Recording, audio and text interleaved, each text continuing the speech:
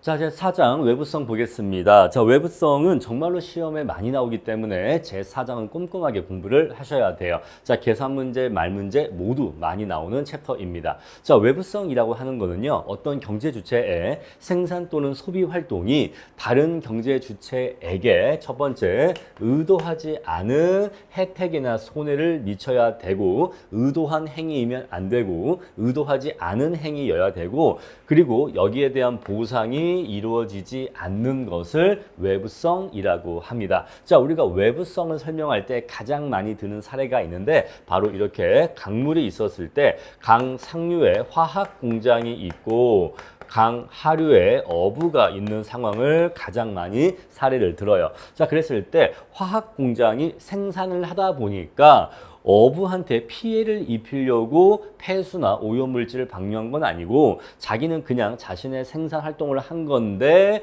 결과적으로 오염물질이 방출돼서 어부한테 피해를 입혔다라고 한다면 그것은 외부성이에요. 그런데 화학공장이 밑에 있는 어부한테 피해를 입히기 위해서 일부러 오염물질을 방출한 경우에는 그것은 외부 효과라고 하지 않습니다. 아시겠죠? 자, 의도하지 않은 행위여야 돼요. 그리고 자, 이 의도하지 않은 행위로 인해서 상대방에게 유리한 효과 또는 불리한 효과, 다른 말로 혜택을 주거나 또는 손해를 입히는데 혜택을 입혀도 거기에 대해서 대가를 받지 않아야 되고 상대방한테 손해를 입혀도 거기에 대해서 내가 보상하지 않아야 됩니다. 혜택을 받거나 보상을 해버리면 거기에 대해서 거래가 이루어진 것이기 때문에 우리는 그것을 외부성이라고 보지를 않아요. 자, 그래서 이 두 가지 요건이 특별히 중요한 요건이기 때문에 이 두 가지를 기억을 하셔야 됩니다. 의도하지 않은 행위로 인해서 거기에 대한 혜택이나 보상을 하지 않는 것을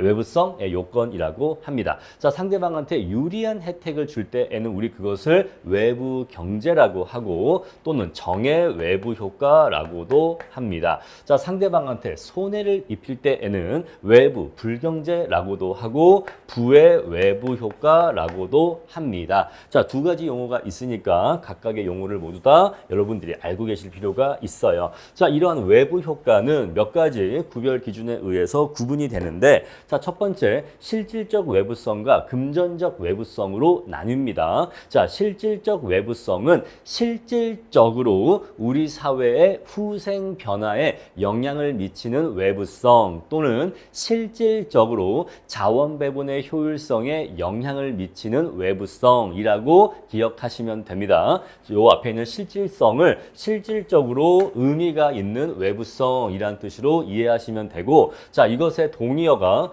기술적 외부성입니다. 기술적 외부성. 자, 따라서 실질적 외부성과 기술적 외부성은 동의어기 때문에 이 두 가지를 구분하지 마시고 이 둘은 같은 말이다. 이렇게 기억하시면 돼요. 자, 어떤 행동이 제3자의 효용 함수나 생산 함수에 실질적인 영향을 미칩니다. 자, 영향을 미치면 자, 어떠한 외부 효과로 인해서 상대방의 효용이 변한다거나 생산 함수가 생산이 변하게 되겠죠. 효용이 변하거나 생산의 영향, 생산의 변화를 입게 돼요. 자, 이렇게 영향을 미쳐서 의도하지 않은 이득이나 손해가 생기게 하는 외부성이에요. 자, 어떤 사람이 행동을 합니다. 자, 이 행동으로 인해서 B한테 B의 효용 함수나 또는 B의 생산 함수에 영향을 미치게 되는데 자, A의 의도하지 않은 행위로 인해서 B의 효용이 증가할 수도 있고 감소할 수도 있겠죠. 또는 자, B의 생산이 증가할 수도 있고 감소할 수도 있겠죠. 자, 우리 요거 위에 거를 소비의 외부성이라고 하고요. 요거 아래 거를 생산의 외부성이라고 해요. 자, 그래서 먼저 자, A의 의도하지 않은 행위로 인해서 B의 효용이 증가하는 건 어떤 경우가 있을까요? A가 꽃다발을 들고 길을 가. A는 그냥 자기가 기분 좋으려고 꽃을 샀거나 또는 자기가 좋아하는 사람한테 꽃을 주기 위해서 들고 가고 있었는데 자, 지나가던 B씨가 그걸 보더니 나까지 기분이 덩달아져. 여러분, A씨가 꽃다발을 들고 길을 나설 때에는 또는 꽃다발을 샀었을 때는 아, 이 꽃다발로 B의 기분도 좋게 해줘야지 라고 이렇게 의도한 겁니까? 아니요. 그거 의도하지 않았어요. 그거 의도하지 않고 그냥 나는 내가 누군가한테 선물하려고 가고 있었는데 괜히 길에서 마주친 B가 내 걸 보더니 괜히 자기까지 기분 좋아져서 씩 웃으면서 가. 그죠? 의도하지 않은 행위인데 B한테 B의 효용, B의 기분이 좋아지는 B의 효용 증가를 일으켰죠. 하지만 난 거기에 대해서 저기요, 내 꽃 보셨으면 500원 주셔야죠 라고 혜택에 대해서 대가를 받지 않았잖아요. 바로 이게 소비에 있어서 긍정적 외부성이에요. 아시겠죠? 자, 우리 그런 경우가 있고. 자, 두 번째. A의 의도하지 않은 행위로 인해서 B의 효용이 감소하는 경우가 있어. 어떤 경우가 있을까요? A가 담배를 피면서 지나가는데 담배 연기를 뿜었는데 그게 B 얼굴로 날아갔어. 그래서 B가 담배 연기를 마시면서 아우 막 불쾌하면서 지나갔어. 자, A는 사실 B를 불쾌하게 하려고 B 얼굴에 담배 연기를 뿌리려고 한 행동은 아니야. 근데 그냥 질 가면서 피다 보니까 연기를 내뿜었는데 바람의 방향이 그래서 B 얼굴로 이렇게 연기가 지나가서 B가 담배 연기를 마시게 된 거죠. 자, 이처럼 A가 B를 괴롭히려고 의도한 행위는 아닌데 어쨌거나 B는 A의 행위로 인해서 자신의 효용이 감소하는 일이 발생했고 거기에 대해서 A가 B한테 어떤 손해배상을 한 것도 아니에요. 역시 이것도 자, 효용이 감소하는 경우라고 얘기할 수가 있겠죠. 자, 다음에 생산이 증가한다. 자, 우리가 B가 과수원업자인데 A가 양봉업자예요. 벌을 쳐요. 자, 그래서 과수원업자인 B 옆으로 양봉업자인 A가 와서 양봉업을 해. 그래서 A가 양봉업을 하다 보니까 A는 B를 도와주려고 양봉업을 하는 건 아닌데 난 그냥 내 사업을 하는 건데 결과적으로 나의 벌들 때문에 B의 과수원의 생산이 증가하게 돼. 우리가 바로 생산에 있어서 유리한 효과를 미친 거죠. 자, 반대로 생산에 있어서 불리한 효과는요. 아까 B가 어부고 A가 화학 공장이면 자, A가 자신의 화학 제품을 생산하다 보니까 거기서 방출된 폐수로 인해서 B인 어부가 피해를 입게 돼. 생산량이 감소하는 피해를 입게 됩니다. 자, 이런 식으로 자신의 생산이 감소할 수도 있어요. 자, 우리 그래서 이렇게 어떤 사람의 의도하지 않은 행위로 인해서 제3자, 다른 사람의 효용이 증가하거나 감소하거나 생산이 증가하거나 감소하게 되는데 우리 이것을 실질적인 외부성 또는 기술적인 외부성이라고 해요. 아시겠죠? 자, 우리 제가 지금 말씀드린 바로 요게 소비에 있어서 긍정적 외부성, 소비에 있어서 부정적 외부성, 자, 생산에 있어서 긍정적 외부성, 생산에 있어서 부정적 외부성의 사례를 각기 다 말씀드린 겁니다. 자, 실질적 외부성은요, 시장의 가격 기구를 통하지 않아요. 자, 이거 중요한 표현인데, 자, 우리가 외부성에서 시장의 가격 기구를 통하지 않는다라는 말은 시장 가격에 반영되지 않는다는 걸 얘기를 해요. 자, 이것은 시장을 통한 거래가 아니다. 시장을 통한 거래가 아니다라는 뜻도 있고 시장 가격에 반영되지 않는다라는 뜻도 있어요. 자, 그래서 지금 우리 이러한 행위에서 A가 B한테 어떤 대가를 받거나 또는 보상을 해주는 일이 없었잖아요. 지금 이러한 행위들은 시장에서 A와 B 사이에 거래가 이루어진 게 아니에요. 그리고 자, 이러한 일이 이루어진다고 해서 뭐 꽃이나 담배나 뭐 어업 생산물에 이런 것들의 가격이 변한 것도 아니야. 그렇죠? 그래서 자, 시장을 통하지 않은 것이다 라고 해서 시장의 가격 기구를 통하지 않고 라고 표현합니다. 자, 다른 경제 주체에게 유리 또는 불리한 영향을 미치기 때문에 경제 주체의 이득이 한 경제 주체의 이득이 다른 경제 주체의 피해와 상쇄되지 않는다. 요거 아주 중요한 표현입니다. 자, 아까 우리가 A에서 자, A가 꽃다발을 들고 지나갈 때 A가 누리고 있던 A의 효용이 있겠죠. 자, 그런데 이 꽃을 보고서 B까지 덩달아 기분이 좋아졌어. 자, B가 기분이 좋아지면 자, 만약에 원래 A가 10만큼의 효용을 느끼고 있었는데 자, A의 꽃다발을 보니까 B도 기분이 좋아졌는데 자, 그만큼 우리가 3이라고 할게요.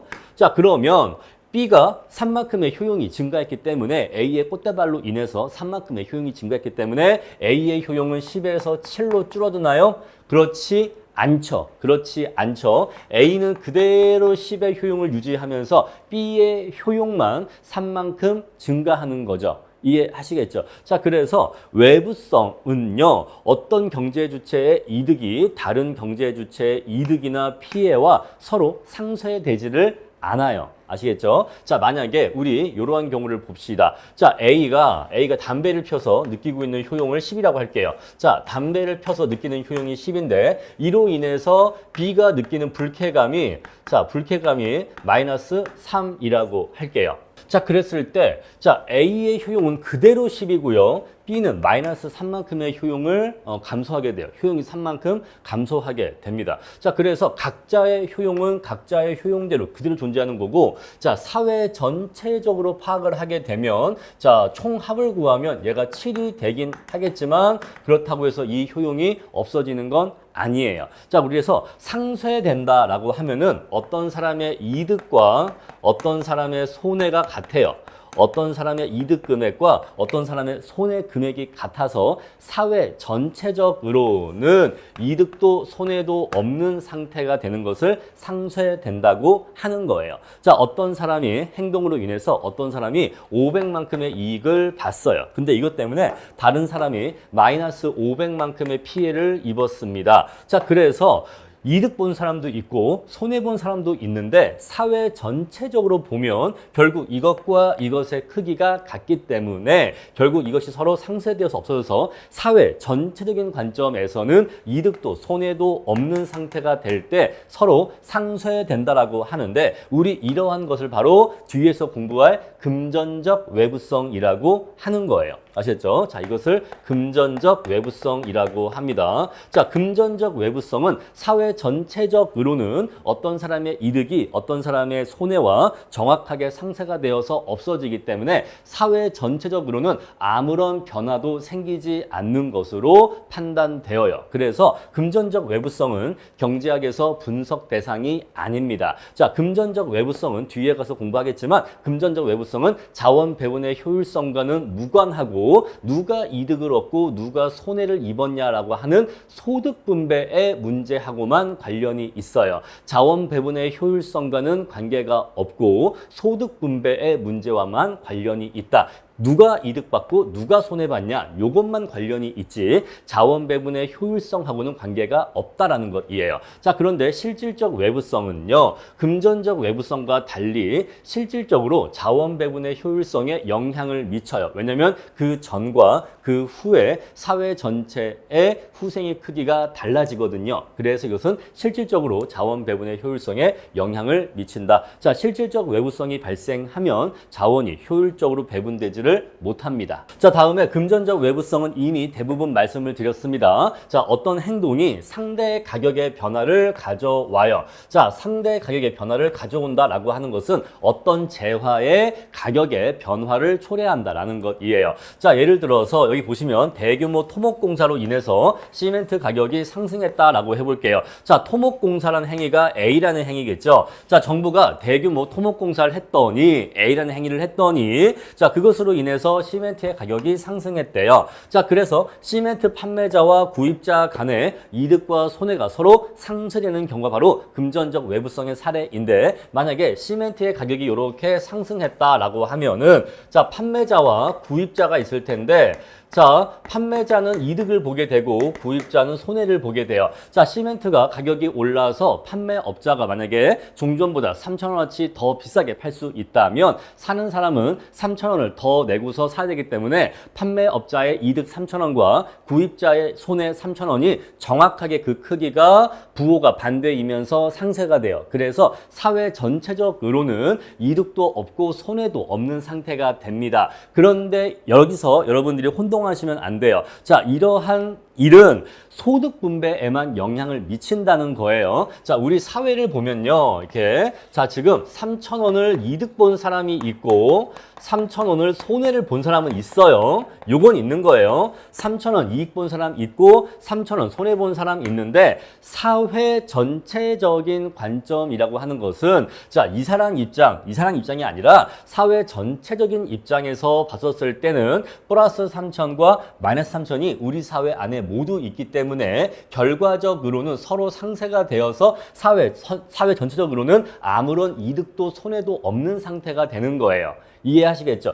얘가 A고 얘가 B면 A의 입장에선 3,000원 이득이죠. B의 입장에선 3,000원 손해죠. 각자의 입장에선 이득과 손해가 있죠. 그런데 사회 전체적인 입장에서는 이득과 손해가 서로 상쇄되기 때문에 사회 전체적인 입장에서는 이득도 손해도 없는 상태가 된다 이 얘기예요. 아시겠죠? 자, 그런데 이것은 소득 분배에만 영향이 있다라는 겁니다. 소득 분배에만. 자, 누구는 이득을 받고 누구는 손해를 봤으니까 누구는 더 부자가 되었고 누구는 더 가난해졌죠. 그래서 이것은 소득 분배에만 영향을 미친다는 거예요. 자, 금전적 외부성은 사회 구성원 간의 소득 분배에만 영향을 미치지 자원 배분의 효율성에는 영향을 미치지 않는다는 거입니다. 자, 왜냐하면 앞에서 우리가 공부한 실질적 외부성처럼 어떤 사람의 효용 자체가 증가하거나 감소하거나 생산 자체가 증가하거나 감소하는 이러한 영향을 미치지 못하기 때문이다. 그냥 쉽게 얘기하면 금전적 외부성은 가격에만 반영되기 때문이다 라고만 기억하시면 되겠습니다.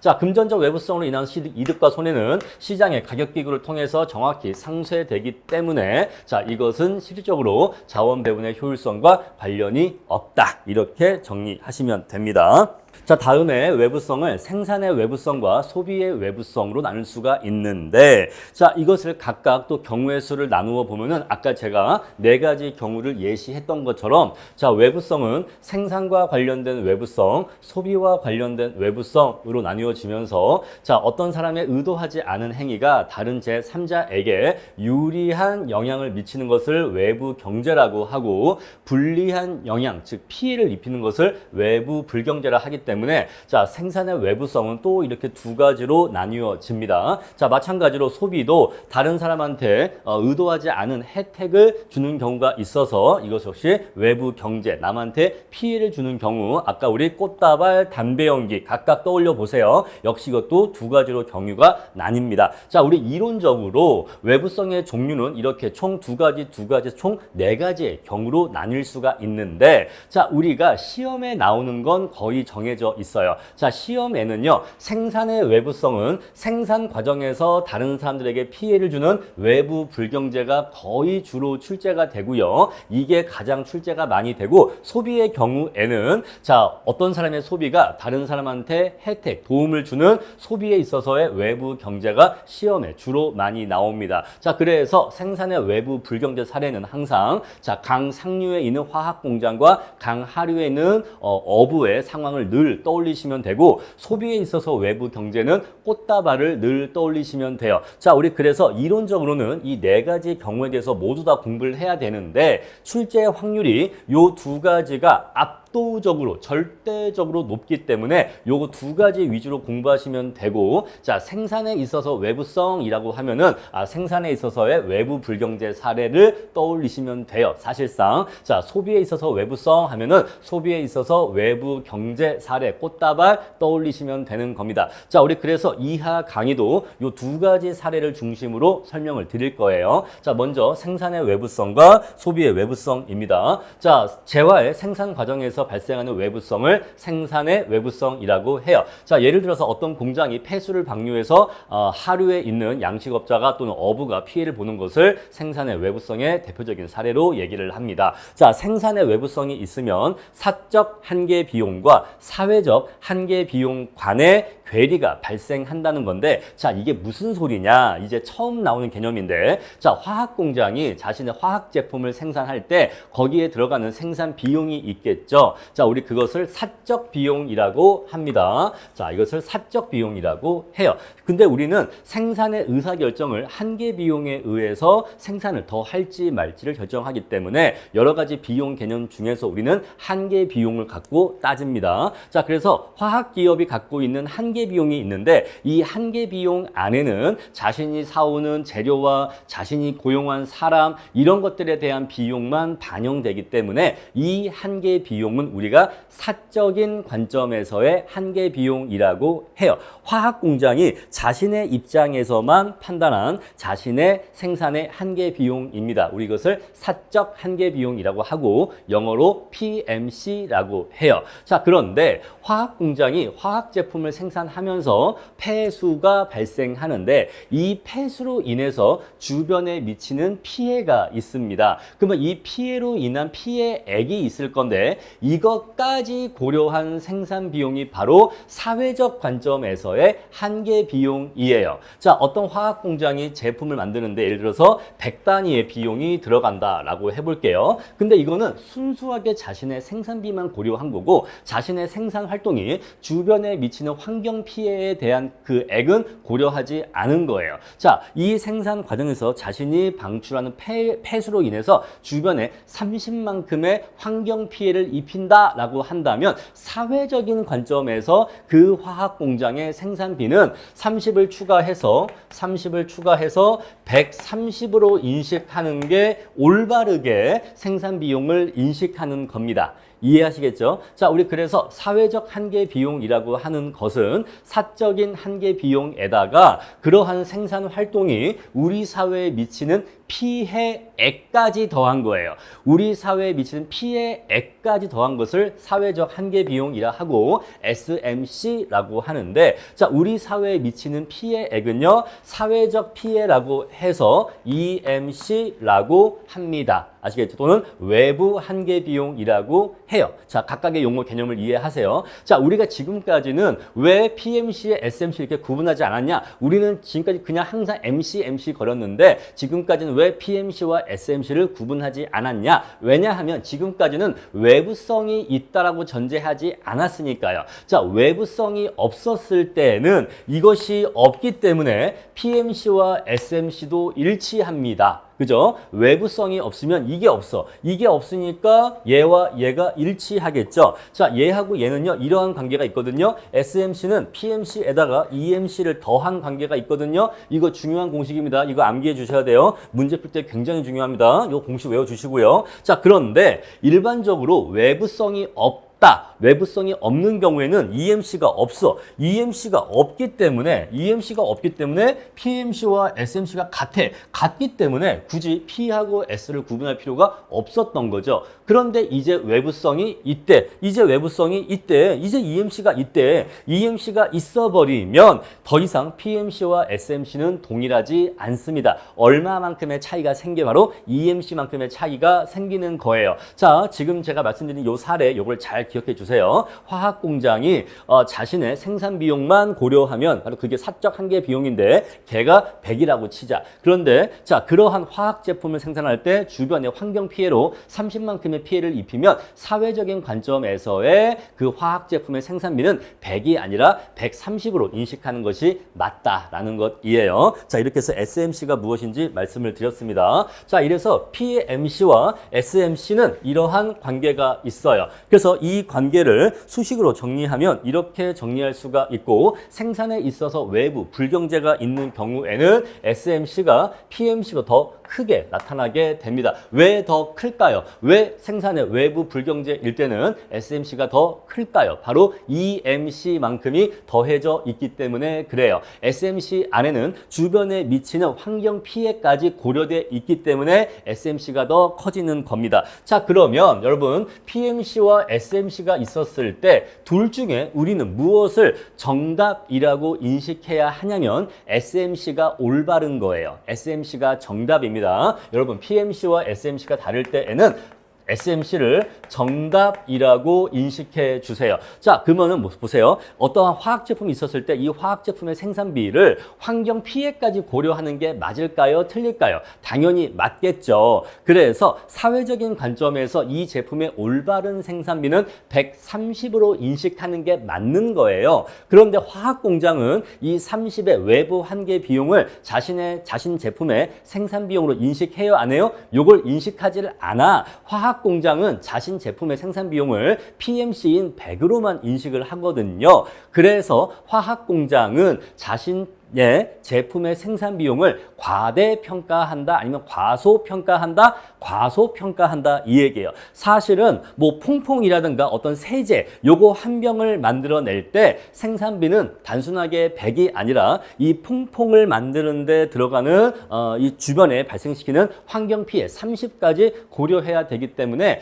이 퐁퐁 한 병의 생산비는 원래 130으로 인식하는 게 맞는 거예요. 그런데 화학 공장은 자신의 생산비 100으로만 생산 비용을 인식하기 때문에 생산 비용을 과소평가하게 됩니다. 자, 이처럼 생산 비용을 과소평가하게 되면 어떠한 문제가 생기는지 볼게요. 자, 우리 외부성이 없었을 때는 자, PMC와 SMC가 일치하고 있다는 것을 지금 보여주고 있어요. 자, 요거는 외부성이 없는 상황입니다. 자, 우리 뒤에 가서 말씀드리겠습니다만 외부성이 없으면 개인적인 사적 한계 편익과 사회적 한계 편익도 일치하게 되는데 여기에 대한 설명은 뒤에 가서 말씀을 드릴게요. 자, 일단 외부성이 없으면 저렇게 수요와 공급 곡선이 쪼개지지 않고 일치하는데 외부성이 존재하게 되면 이렇게 S곡선이 쪼개지게 됩니다. 자, 우리 원래 이렇게 PMC 곡선이 있다라고 할게요. 자, 그랬을 때 생산에 외부 불경제가 있으면 실질적인 사회적인 관점에서의 생산비는 30만큼이 더 증가해야 돼요. 그래서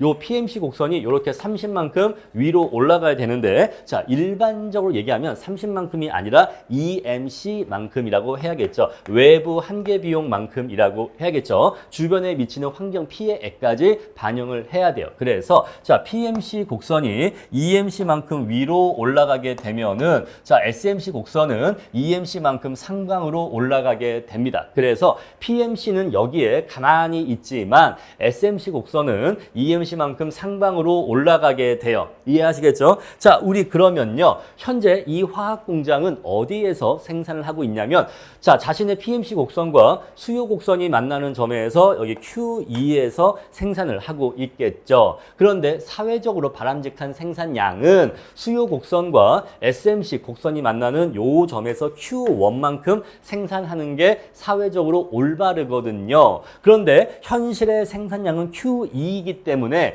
과소 생산되고 있다 아니면 과다 생산되고 있다, 과다 생산되고 있다는 걸 알 수가 있어요. 자, 과다하게 이만큼이 과다하게 생산되고 있다는 걸 알 수 있습니다. 자, 그럼 이처럼 생산에 있어서 외부 불경제가 있을 때 사회적으로 바람직한 생산량보다 얘를 바람직한 생산량이라고 할게요. 얘를 현실의 생산량이라고 할게요. 자, 우리 이랬을 때 왜 사회적으로 바람직한 생산량보다 이만큼이 더 과다 생산되냐면 아까 말씀드렸습니다만 이 화학 공장은 자신의 제품의 생산비를 과소평가하고 있기 때문에 그래요. 사실은 자신이 생산하는 제품의 생산비는 SMC로 인식을 해야 되는데 EMC만큼을 더해서 SMC로 인식을 해야 되는데 SMC로 인식을 하는 게 아니라 내 제품의 생산 비용은 PMC야 라고 해서 EMC만큼을 낮게 과소평가하고 있기 때문에 생산 비용을 과소평가하고 있기 때문에 생산량이 과다 생산되고 있는 거예요. 요거 헷갈리시면 안 됩니다. 아시겠죠? 자, 생산에 외부 불경제가 있으면 화학 공장은 자신의 생산비를 EMC만큼 과소평가하게 되고 그에 따라서 자신의 생산량은 과다 생산이 되는 거예요. 요 두 가지가 서로 밀접하게 연관되어 있습니다. 자, 생산 비용은 과소평가하고 그에 따라서 그 결과 생산량은 과다하게 생산되는 겁니다. 아시겠죠? 자, 바로 이것이 생산의 외부 불경제이고 자, 그럼 이번엔 반대로 생산에 있어서 외부 경제가 발생하는 상황을 볼게요. 자, 아까 양봉업자와 과수원 사례가 좋은 사례겠죠? 자, 양봉업자는요. 양봉업자는 자신의 양봉업의 한계 생산 비용만 고려할 건데 자, 우리 그거를 100이라고 할 거예요. 자, 그거를 100이라고 하겠습니다.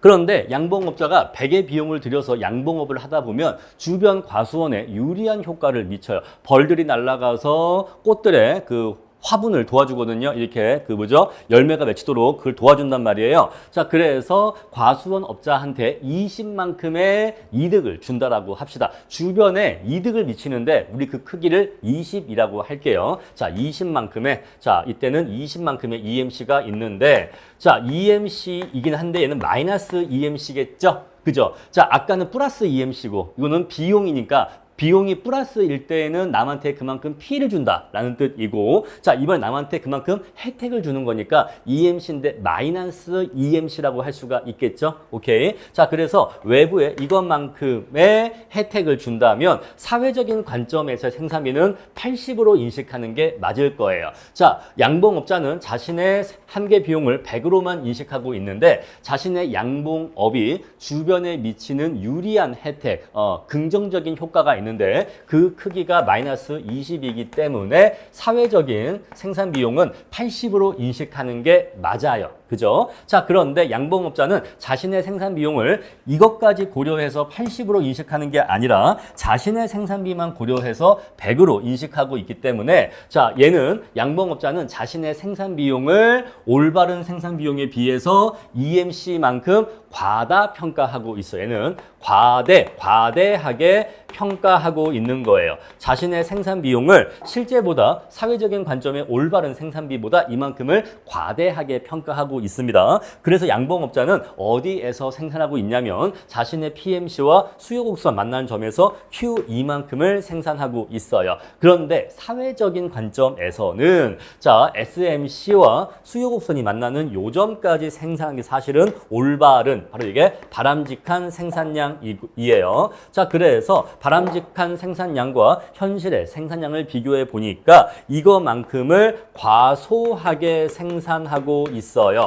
자, 왜 양봉업자는 자신의 양봉업을 과소하게 생산하고 있을까요? 아까 말씀드린 그 내용과 똑같습니다. 자신의 생산 비용을 EMC만큼, 마이너스 EMC만큼을 과대하게 평가하고 있기 때문에 자신의 생산 비용이 높다라고 인식하기 때문에 사회적으로 바람직한 생산량보다 과소하게 생산하고 있는 거예요. 아시겠죠? 자, 이처럼 생산에 있어서 외부 경제가 있는 경우와 외부 불경제가 있는 경우에 SMC와 PMC 곡선의 각자의 위치 관계 여러분들이 정확하게 이해를 하셔야 됩니다. 자, 물론 시험엔 대부분 외부 불경제가 나오기 때문에 SMC가 PMC보다 더 위에 있다. 요것만 사실 기억하시면 되는데 혹시 가끔은 생산에 외부 경제가 나올 수도 있어서 그때는 이러한 논리로 푸시면 됩니다. 아시겠죠? 자, 이렇게 해서 생산의 외부 효과 말씀드렸고요. 자, 다음에 두 번째 소비의 외부성 보겠습니다. 자, 소비 과정에서도 외부 경제와 외부 불경제 모두 발생할 수가 있는데 꽃다발과 담배 앞으로 항상 이거 두 가지로 설명을 드릴 거예요.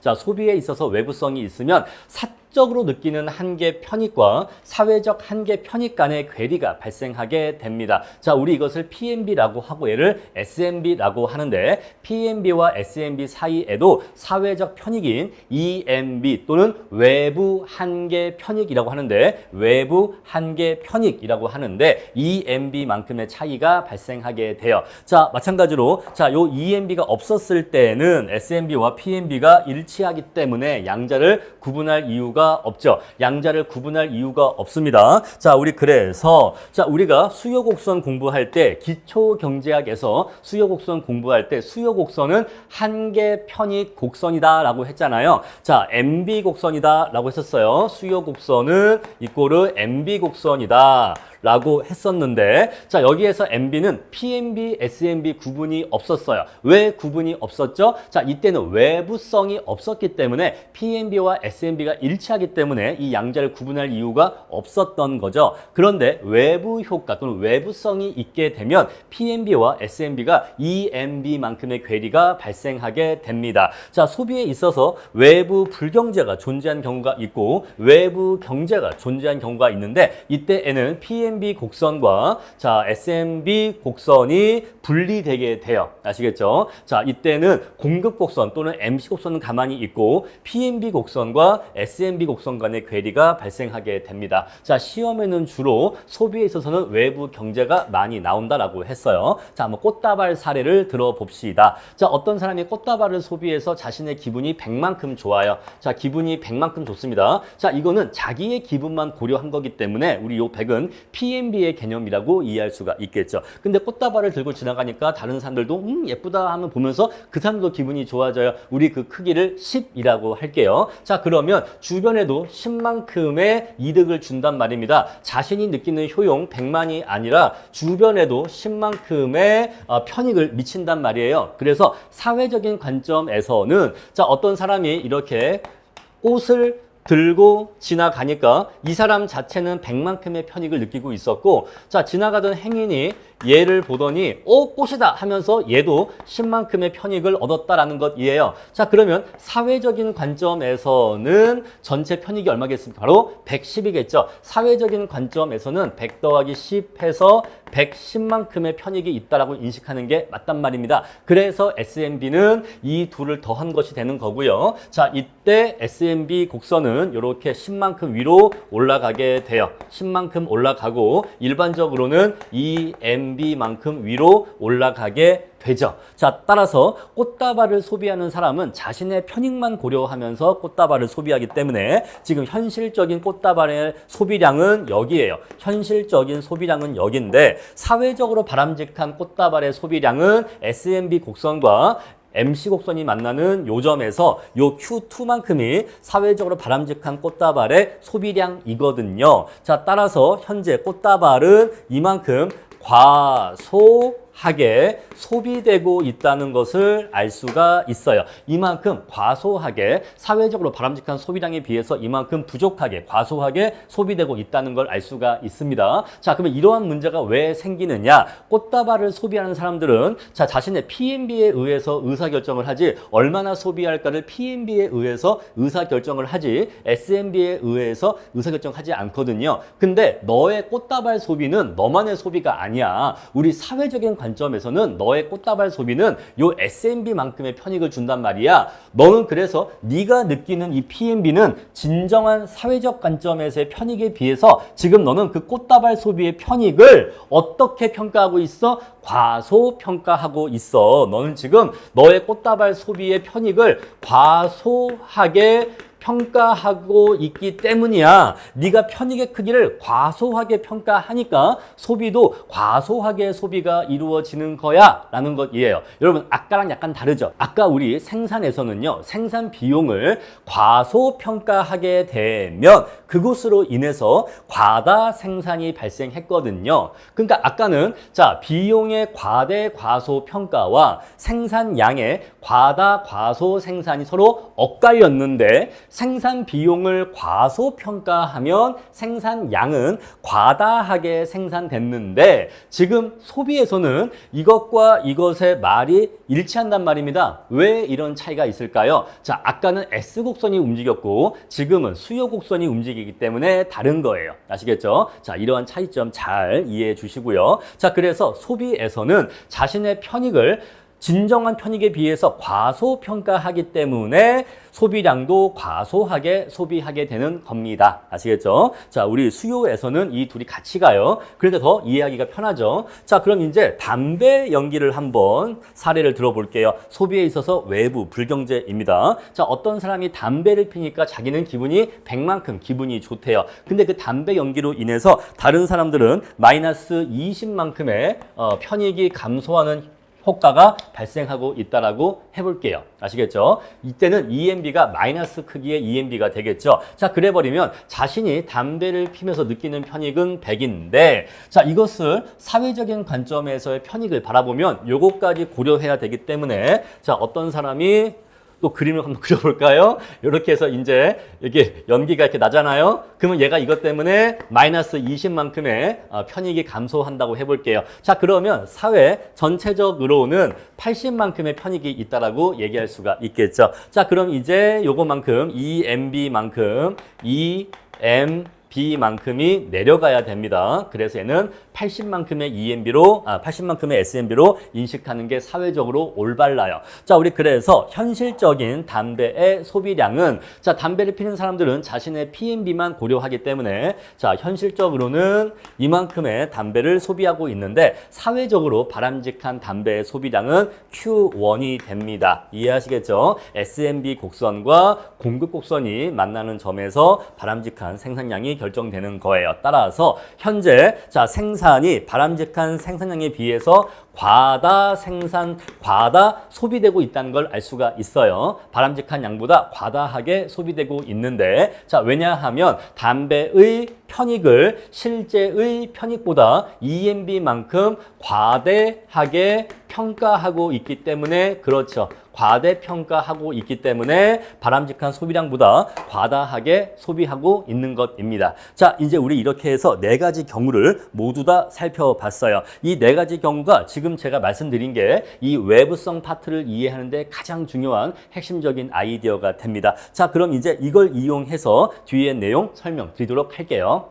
자, 그럼 이제 생산에 있어서 외부 불경제가 존재하는 경우에 대해서 엄밀하게 분석을 해보겠습니다. 자, 보시면요. 좌표 평면에 공급 곡선이 주어져 있어요. 자, 이 공급 곡선은 화학 공장의 공급 곡선인데 화학 공장은 자신의 사적 한계 비용만 고려해서 생산의 의사결정을 내릴 것이기 때문에 공급 곡선은 사적 한계 비용 곡선과 일치합니다. 요거 이해하시겠죠? 자, 그런데 화학 공장이 화학 제품을 생산하다 보면 주변에 환경 오염 피해를 입히는데 우리 그 피해의 크기를 EMC라고 얘기할 수 있을 거예요. 자, 그런데 SMC는 PMC에다가 EMC를 더한 것이기 때문에 자, 이 두 개의 곡선을 위로 수직으로 더해줘야 됩니다. 그래야지만 SMC 곡선을 표현할 수가 있어요. 자, 그래서 SMC는 PMC 플러스 EMC이기 때문에 PMC 곡선을 EMC만큼 상방으로 위로 올려주면 되는 겁니다. 자, 이렇게 SMC 곡선이 나오게 되고 자, SMC 곡선과 PMC 곡선은 EMC만큼의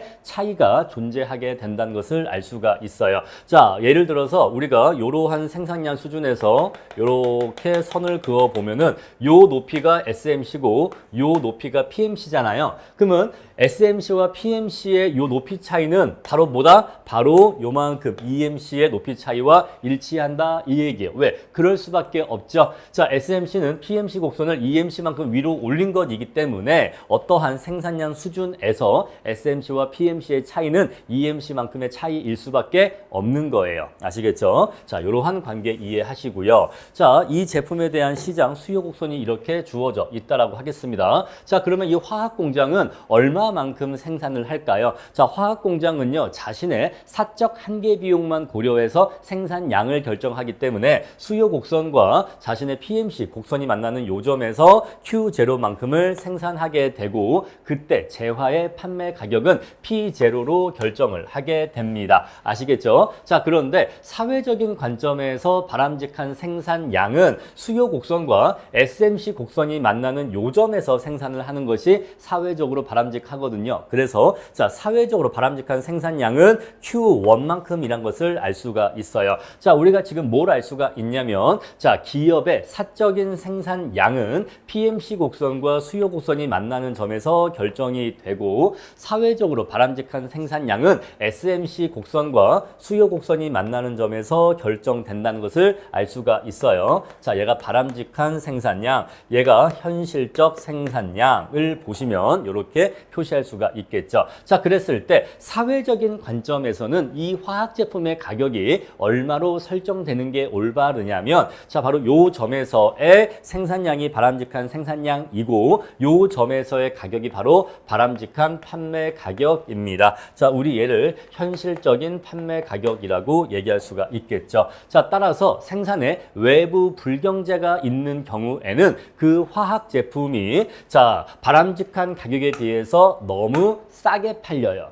너무 싸게 팔립니다. 자, 왜냐하면 주변에 미치는 환경 오염 피해가 고려되지 않았기 때문에 생산비가 싸게 인식이 되고 그에 따라서 판매 가격이 너무 지나치게 낮게 책정이 돼요. 그러다 보니까 바람직한 생산량보다 이만큼이 과다하게 생산이 됩니다. 바로 이만큼의 과잉 생산이 이루어지게 돼요. 아시겠죠? 자, 우리 그래서 후생 손실이 얼마나 발생하는지를 볼 거예요. 자, 바람직한 생산점은 여기고요. 현실의 생산점은 여기 A입니다. 이해하시겠죠? 사회적으로 바람직한 생산은 B점에서 생산이 이루어질 때고 현실의 생산은 현재 A점에서 이루어지고 있어요. 자, 바람직하게 생산되지 못하고 현실의 생산점으로 B점에서 A점으로 이렇게 자, 점이 이동하게 되면은 생산량이 Q1에서 Q0만큼 요만큼의 생산량이 증가한다는 것을 의미합니다. 이해하시죠? 자, 여기서 여기로 간다는 얘기는 생산량이 이만큼 증가한다는 걸 얘기해요. 자, 생산량이 요만큼 증가하게 되면 사회적인 한계 비용은, 사회적인 생산 비용은 바로 이 SMC 곡선의 하방 면적만큼 증가하게 됩니다. 이해하시겠죠? 자, 생산량을 늘리게 되면, 자, 사회적인 관점에서의 생산 비용은, 자, 생산 비용은 요 A 플러스 B 플러스 C 한 것만큼의 생산 비용이 증가하게 돼요. A 플러스 B 플러스 C만큼 비용이 증가합니다. 그런데 생산량이 증가하면 소비자들도 더욱더 많은 재화를 소비하기 때문에 소비자의 편익도 증가하거든요. 자, 소비자의 편익이 증가하는 정도는 수요 곡선의 하방 면적으로 측정할 수가 있어요. 그렇죠? 수요 곡선의 하방 면적만큼 소비자의 편익이 증가하게 됩니다. 자, 따라서 편익은요. 얼마나 증가하냐면 B 플러스 C만큼이 증가하게 됩니다. 자, 그래서 생산량을 요만큼을 늘리면 비용은 A, B, C만큼 증가하는데 편익은 B, C만큼만 증가하기 때문에 결국 비용 A만큼이 더 발생한다는 것을 알 수가 있어요. 바로 우리 여기 음영 A, 여기 A의 음영 면적을 후생 손실이라고 얘기할 수가 있는 겁니다. 여러분들 이렇게 그래프가 주어지면 후생 손실의 삼각형이 어느 위치에 해당하는지를 정확하게 판단할 줄 아셔야 돼요. 자, 가장 많이들 혼동하시는 게 바로 여기서 이렇게 만들어지는 삼각형이 후생 손실의 삼각형인 줄 아시는데 아니에요. 아시겠죠? 여기 아니고요. 바로 여기가 후생손실 삼각형이에요. 자, 우리가 후생손실의 크기를 구하고 싶으면요. 자, 사회적으로 바람직한 생산점에서 현실의 생산점으로 균형을 이동시킬 때 생산량을 증가시키거나 생산량을 감소시켜야겠죠. 그로 인한 비용의 증가와 편익의 증가를 구해 보시면 됩니다. 자, 생산량을 이렇게 증가시키면 생산 비용은 SMC 곡선의 하방 면적만큼 증가를 하는데 자, 소비자의 편익은 수요 곡선의 하방 면적만큼만 증가하기 때문에 결국 생산 비용이 여기 파란색 음영 면적만큼 더 증가한다는 걸 알 수가 있어서 우리 이것을 후생 손실이라고 얘기할 수가 있는 거예요. 자, 이렇게 해서 생산에 외부 불경제가 있는 경우에는 첫 번째 PMC 곡선이 EMC만큼 상방으로 올라가서 SMC 곡선이 된다는 거. 자, 사적 기업의 생산량은 자신의 PMC와 수요 곡선 만나는 점에서 자신의 생산량 결정한다는 점. 그런데 사회적으로 바람직한 생산량은 SMC 곡선과 수요 곡선이 만나는 점에서 바람직한 생산량 결정된다는 점. 그래서 이로 인한 후생 손실은 생산량을 요만큼 늘림으로 인해서 생산 비용이 파란색 삼각형 면적만큼 더 증가하기 때문에 결국 이 파란색 면적만큼 후생 손실이 발생한다는 점으로 이렇게 정리할 수가 있습니다. 자, 그럼 이제 이어서 두 번째 소비에 있어서 외부 경제가 있는 경우를 한번 분석을 해볼 거예요. 자, 우리 일단 수요 곡선이 이렇게 주어져 있다라고 합시다. 자, 앞에서 말씀드린 것처럼 소비자들은 어떤 재화를 소비할 때 자신의 사적인 한계 편익만 고려해서 소비량을 결정하기 때문에 원칙적으로 수요 곡선과 PMB 곡선은 일치하게 나타나 있죠. 자, 이랬을 때 자신의 소비가 주변에 유리한 효과를 미친다라고 해볼게요. EMB를 발생시킨다라고 해보겠습니다. 자, 그러면 사회적 관점에서의 편익 곡선은 PMB와 EMB를 수직으로 더해야 되니까 SMB 곡선은 PMB를 EMB 곡선만큼 위로 올린 것으로서 표현이 되겠죠. 자, 이렇게 해서 이제 SMB 곡선이 도출되고요. 자, 그랬을 때 이 재화의 공급 곡선이 이렇게 주어져 있다면 자, 이 소비자는요, 자신의 사적 한계 편익만 고려해서 소비량을 결정하기 때문에 자, 이게 수요 곡선과 자신의 이 PMB 곡선과 공급 곡선이 만나는 요점에서 자신의 소비량을 결정할 겁니다. 아시겠죠? 자신의 PNB만을 고려해서 자신의 소비량 결정할 거예요. 그런데 사회적으로 바람직한 소비량은요, SMB 곡선과 공급 곡선이 만나는 점에서 바로 여기에서 소비할 때 가장 바람직한 소비량이 되거든요. 이제 슬슬 이해하시겠죠? 자, 따라서 현실의 소비량은 바람직한 소비량에 비해서 요만큼 과소 소비되고 있다는 것을 알 수가 있어요. 아시겠죠? 자, 그래서 우리가 균형점도요, 보시면은 바로 여기가 바람직한 균형점이고 여기가 현실의 소비점이니까 이것으로 인한 후생 손실을 구해봐야 됩니다. 자, 이 점에서 소비되면 좋으련만 현실에서는 요 점에서 소비가 되고 있기 때문에 자, 우리가 이렇게 생산량을 줄여야겠죠. 바람직한 생산량보다 현실의 생산량으로 이렇게 줄여야 한다라고 한다면 이렇게 이렇게 소비량을 줄이면요, 재화의 생산량도 감소하기 때문에 생산 비용은 여기 하방 면적만큼 감소하게 됩니다. 자, 생산 비용의 감소분이 있는데 자, 여기가 바로 생산 비용의 감소분이에요. 생산 비용의 감소분. 여러분, 이때는 지금 생산량을 줄이는 것으로서 가기 때문에 자, 이렇게 생산과 소비량을 줄이면 공급 곡선 하방 면적만큼 생산 비용이 감소하게 되는 겁니다. 그런데 자, 생산량이나 소비량을 줄이면 소비자의 편익도 감소하게 되는데 소비자의 편익은요, 자, 우리 SMB 곡선의 하방 면적만큼이 감소하게 돼요. 그래서 여기 SMB 곡선의 하방 면적만큼 감소하기 때문에 결국 이만큼의 소비자 편익이 더 많이 감소한다는 걸 알 수가 있어요. 자, 그래서 결국 여기 파란색 음영 면적만큼의 후생 손실이 생긴다는 걸 알 수가 있습니다. 아시겠죠? 자, 이렇게 해서 소비의 외부 경제가 있는 경우에는 요만큼의 과소 생산이 이루어지고 요만큼의 과소 생산으로 인해서 여기 파란색 음영 면적만큼의 후생 손실이 생긴다는 거, 이렇게 정리를 하신다면은 이제 외부 효과에 대해서 기본적인 내용은 거의 다 이해를 하신 겁니다.